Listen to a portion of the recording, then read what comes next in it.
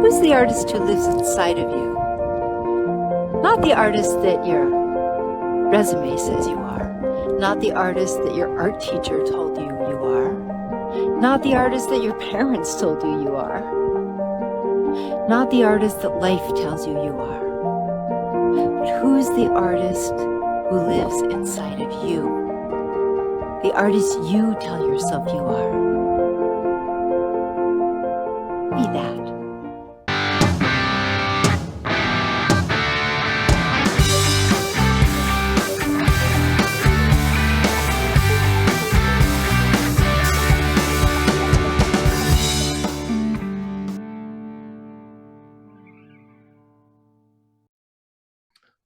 I normally start these things out with backgrounds. Your childhood's in Arizona, and then you're now in France. So, what caused the jump?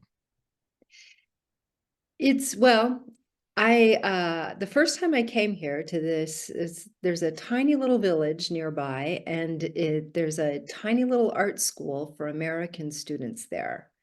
And so the first time I came here was about 25 years ago. And I was at that art school. I spent a year and a half there, and then returned to Arizona and graduated from school and really started my career. And if you know my story, I worked in the art business. I became an art dealer right away out of school. And I did that for years and years, built up a very big career. And then one day, well, it wasn't like just one day, but you know how it is. Like when you are really good at something, but it no longer feeds your soul, it's it's difficult, and you start asking yourself questions, and people start telling you you're crazy to ask yourself questions when everything seems to be going so well. And the tipping point was one day, a friend of mine came in for a cup of coffee and was complaining about his job. And he just, like, he made the offhand remark, "Don't you wish you could sell everything you own and move to the south of France?" Why And I not? thought, yeah. And then I thought, wait a minute, I know exactly where, because I had been so inspired when I was here. I had felt like a totally different person. Mm. And I missed that person. And I didn't even know if that person still existed anymore. But it started to consume me. And as soon as my friend left, I like brushed it off and said that, that's a stupid idea, Krista. People don't just move to France. And then the mail came, and I was thumbing through this art magazine. And as I was thumbing through this art magazine, I was thinking about an artist I had met in that village. And he had been American. And I thought, well, gosh, he did it. I wonder how he did it. And I was trying to remember his name, and I couldn't remember. And I turned the page of the art magazine, and there was an article about him. Mm. And, I just took that as a sign. And I sold everything I owned and moved to the south of France. Wow. Wow. Yeah. So, how is France compared to Arizona? Delicious. Okay. The food's better then, The right? food's better, yeah. I mean, don't get me wrong, the food in Arizona is pretty good, but it's just very inspirational. When I sold everything and moved here, that was about a little over 10 years ago. And I only stayed for a year, and then I ended up moving to England, and that was really where I started my business. And I moved back here about 4 or 5 years ago, and it was um, it was different. It was so different that I found that the difference was what really inspired me. And the same thing in England. Like, life does not have all the comforts when you're living in a foreign country. A lot of things that we take for granted in the United Hmm. States, they Hmm. just don't exist. And also navigating a place where you don't speak the language, you don't know where anything is, you don't know how to get things. All of that is incredibly stressful, but there's something about that stress that I feel like there's a certain kind of grit that it gives to my wheels that just makes me much more creative. So I love that. I love the difficulty of places that make my imagination come alive in new Doesn't that ways. I interviewed somebody, an artist from England, and I'm wondering, doesn't that getting away from your hub, I guess you would call it, like Arizona, and going to an England or going to France, doesn't that kind of just not make you sit there? I mean, you're always trying to adapt, get into something, move forward, versus Arizona. I could go back on my couch, sit down, put up my legs Yeah. and watch TV, kind of a thing. Yeah, exactly. I know what channel to go to, and I know what they're Exactly. saying. And here I don't necessarily. Yeah, it does. It gives you, it's just magic. I think it's like a Mm, magic recipe for mm, artists to put themselves in, in strange situations, in difficult situations, in limiting situations. And also there's the survival bit of it. mm. When you move to a foreign country, it's not as easy to like just coast. The idea that I could just get a job at Starbucks isn't there anymore. You know what They I don't. mean? They don't have a Starbucks in France. They probably do in the cities, but I'm nowhere near one. Oh, we're near one, right? No. Keep it in the country. It's the Um, first thing I do when I get back to the States. I go to Starbucks. I am coming to a point with even the talk with this other gallery owner, and what you're talking about right now kind of hits on this as well. So listen to those people who are listening to me, is that I believe it's come to my point when you create the quality of art that is fairly good and you want to get into a gallery. I have now adopted theming, theme art, because all of my art, there is no theme to them. It is just, hey, here's a painting of a horse, here's a painting of a dog, here's a painting of a landscape, and I don't know one gallery that will put something up that doesn't have an artist brand. And that's what I call it.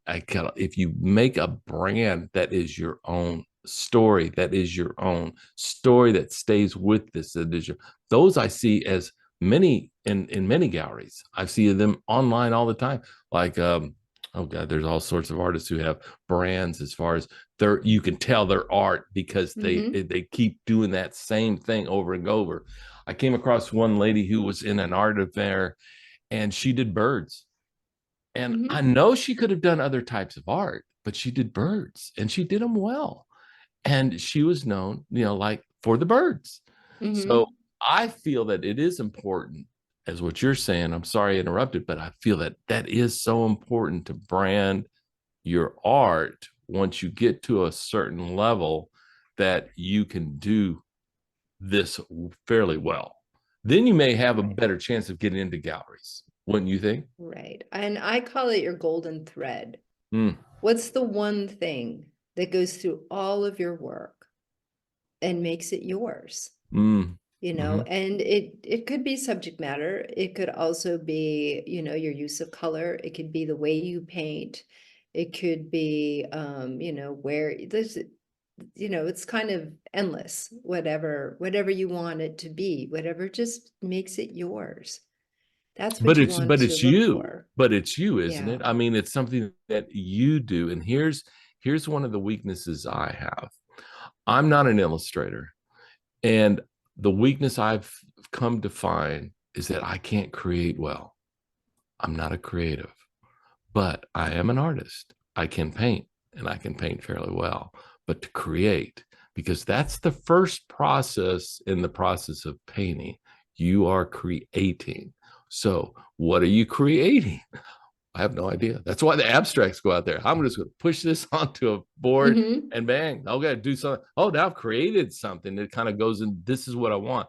But when you're a realist or a impressionist or something, what are you going to create? And I have more of a weakness there. But I see other people who their creativity. I would love to do a podcast on just creativity alone.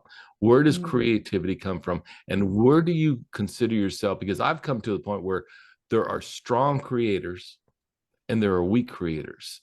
And how do you learn to be a creator? Because it goes back to what you're saying. It's something you do. It's something that comes out of you. It is formed from you. It is part of you. And that's what brands you, or the golden thread that you're talking about, that just gets you on board. But you've got to identify it. You've got to identify it. That's hard. It is hard, but that's the journey of an artist. You know, that's what it's about. It's about self-actualization. Being an artist isn't about the paint that you put on canvas. It's about what you're learning about yourself as you're making things, as you're getting them out into the world. When we create, I don't believe that, you know, my creations are 100% me. I believe in a muse. I believe in an energy. I believe I feel something come through me when I create. And I know a lot of other artists report the same. So it's an honor and homage of that we keep making work and keep showing up and overcome the challenges. But that impulse to create is what takes us on the artist journey, and it's the artist journey that makes the artist. But let me ask you something on that point then. If there's a artist who creates, and which we all do, let's say, so every artist creates. So let's say there's an artist who goes out there and he paints something and he says, there I am, that's me. And then you have hundreds of collectors who come by and look at that. Oh, that's nothing. That's, I don't know what that is. I don't know where that came from. You know, well, the artist sits there and says, that's as far as I can go. That's where I'm really at. That is from the soul. That is me. How would you deal with somebody like that? Well, I would tell that artist, if this is what the artist wants to do, and continue doing, the world is a really big place. And you just need to find your people. There you go. You could be asking the right people, and you need to teach people how to look at your work too. Just because you see it doesn't mean anyone else can see it. People need words to help them. It's kind of like the story then. This is my story. This is who I am. This is where I'm at, and this is what it does, and this is how I feel. This is what this piece is about. This piece expresses this. And I guess the guy next to you say, oh, I didn't see that. I had no idea that was doing that. Oh my God. Or maybe the story is in the process too. You know, maybe it's not about your innermost thoughts and feelings. And in fact, that's a place where a lot of artists get hung up. I ask, what's your work about? And they say, oh, it's about my feelings. And that's not a good answer, because no one cares about your feelings. You know, dig deeper, keep digging deeper. That's the journey of an artist, actually, is to keep asking that question and to dig deeper and deeper and deeper. And your art is going to show you the way. So if an artist comes up and says, this is about my feelings, do you want to know how this art is? This is about my feelings. He says, well, dig deeper. Says, well, I don't have that kind of shovel. What about your feelings? Yeah. Like, what about your feelings? Like, your feelings about what? And what are they? And where did they come from? And why did you choose this space and this image to make? Why is this a reflection of that? How did you get there?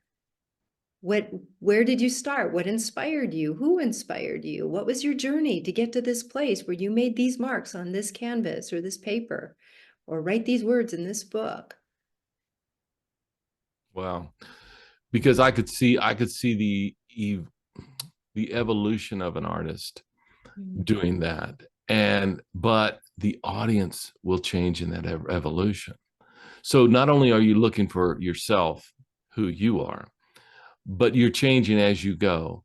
And now you're also looking, without crying at somebody's door, you're looking for an audience, but the audience is also changing as well. So I could see where somebody would come to you and say, where do I go? What the hell do I do? What's going on?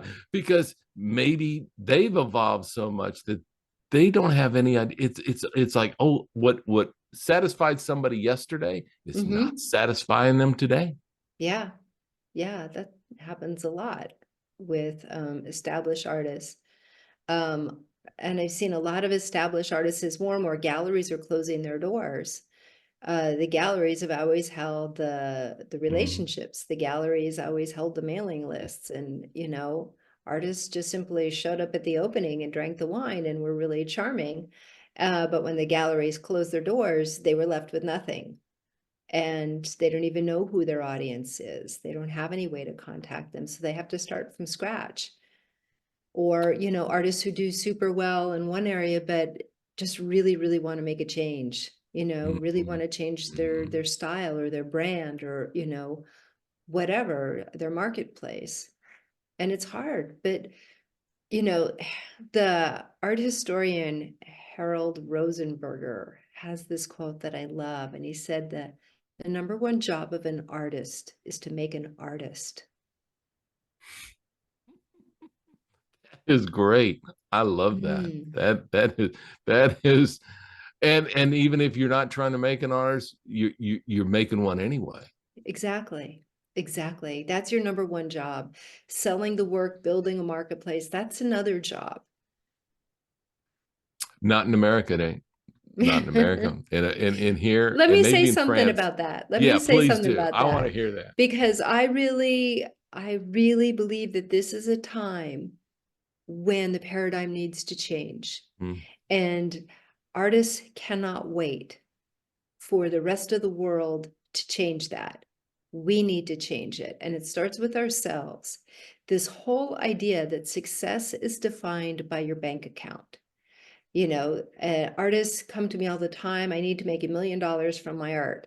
It's like, well, wow, that's a lot of money. Why do you need to make $1 million? Because that means I'll be successful. It doesn't. It doesn't. It means you're busy.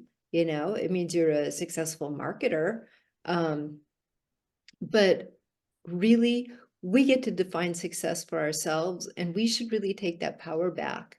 And, I live with I grew up in a family where I was the only artist. And, I understand those labels that are put on the black sheep in the family, and I understand when everyone else around you and at the dinner table seems to be like successful in the traditional sense, and you seem like, like what happened? It's a poor Krista. We're not going to talk about her. Oh, she's an artist, That's right. Oh, she made some unfortunate choices, but no, no, I haven't made unfortunate choices. And as artists, we are dedicated to growth. We're dedicated to beauty. And, we're listening to the invisible. We're like shaman. We're visiting other sides, and we're coming back and showing what we've learned and what we've seen and what we've heard. And there's magic in this, and there's power in this, and there's value in this that goes beyond money. So we can't wait for the world to say, oh, you know what? You're right. We need to show them, and we need to start by telling ourselves that we're important, that we have value, that we are a success, because I believe it's a success just to be an artist. Wow. I don't know if I'll be living in those days, because it's going to take a while for that to happen, because I wouldn't say the world, but I can say the States are nowhere near that. It is a money factory, and that's it. I mean, it's like, that is what, and I personally am, like I said, I'm kind of beginning in the marketing, and I see the probably the stress levels that I need to go through, or probably will go through, in order to get somewhere. But I know everybody has been judging me based upon, well, how much have you sold? What's your bank account like? I'll tell you, it's pretty much like this. And it's like, now, I'm but the funny thing is with you, what you kind of bringing out, the same with me, is what I'm seeing is that it doesn't matter. It's this. What it matters is that I'm fulfilling more myself for what comes later, or doesn't come in my time. If it's my art, it's my art, and I throw it out there, and that's what it is. And if it happens to sell, great. If it doesn't, it doesn't mean that I've failed. Right. I mean, look at the history of spiritual leaders in the world, like what's the one thing most of them have in common is poverty, right? Or Mhm. if they were wealthy, they relinquished their wealth and took a bow of poverty. And I'm not saying you have to be poor to be an artist, but I'm saying that that doesn't define you as a bad person, as a lazy person, as an unsuccessful person. It means you're following a different kind of calling. And a quote that I repeat a lot is, your art is not here to support you. You are here to support your art. You are here to support this calling. And as long as you are supporting it, even if that means you've taken a job at Starbucks to pay for art materials, that's a success. And you are allowed to call yourself a success because you make the rules. So you say, well, in America, it's not going to change. But you know what? If you make the decision to change within yourself, there's Right, a change, right, and that can right, be viral. right. Because we talked about it earlier, saying in today's time it's all phones. I mean, Mm, how do you rate a person today? I mean, it's depends upon how much money he's got. That I follow them. I'm on their friend list. I get to talk to them personally every now and then, and that makes me a better person. And it's like, wait a minute, so who are you?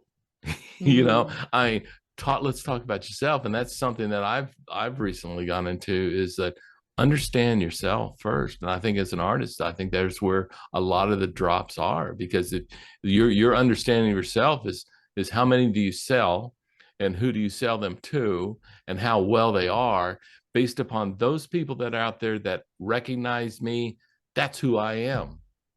Well, what do you think who you are? Oh, those people out there recognize, they know who I am, mm, so they can define who I am, not me. I mean, I'm just an artist who just sells art.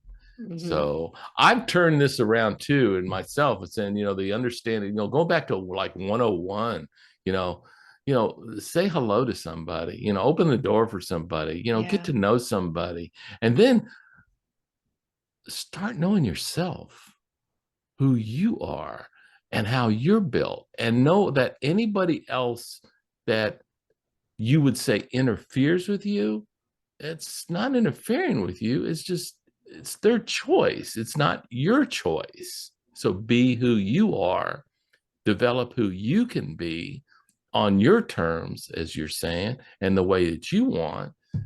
And then somebody else can criticize you all the holy hell, and it doesn't really matter. right, right. I think I had this one artist on. I said, he said, how he gets through the day. He says, I get through the day by uh, getting to at least 100 no's. Hmm. So basically, he says, I can take the criticism. I can take, you don't like it, you can't buy it, you don't want it, whatever. No, it's not, it's a piece of crap. I don't want to even see it. You can take all of that, you took it all day long. I can put up with the no's, which meant he knew who he was. He knew Hmm. himself. He didn't necessarily define himself by what other people are saying. That's who I am. He's defining himself by how much criticism is being taken, and saying, I can push that away and I can still do a piece of art. And I'm fine with my art, my paintbrush, my canvas, and what I put out there. That's me. If you don't like it, I'll say no to you. It's like, Right. Like a great time for shameless self-promotion. Because, go for it. well, I just finished writing my book, which is a guide for the artist journey. Because I do believe that there are steps that every artist has to take. And I don't think it's a straight line. I actually think it's a spiral. Mm, And we just keep going up and up and up the spiral. Sometimes we, tumble down a little bit. But I think that every time an artist hits a high point and we think, oh, I did it, I'm successful. we set that bar a little higher. We put that carrot on a stick again, and we have to do the same journey again. We have to go through the fear. We have to go through the doubts. We have to remember who we are. We have to work on the craft. We have to find the voice in this. We have to find the audience for it. It really is. It's just something we do over and over again. So what's the name of the book? It's called, oh, it's called From Feather to Wings. I know that part. It's called From Feather to Wings. It's a flight path for working artists. From Feather to Wings. That's beautiful. I like Thank that. you. Yeah. So how long did that take to come together? Probably my whole life, Really? Well, yeah, like every artist, you know what artists say, like, how long did it take you to paint that? And artists say, well, 35 years and 4 hours.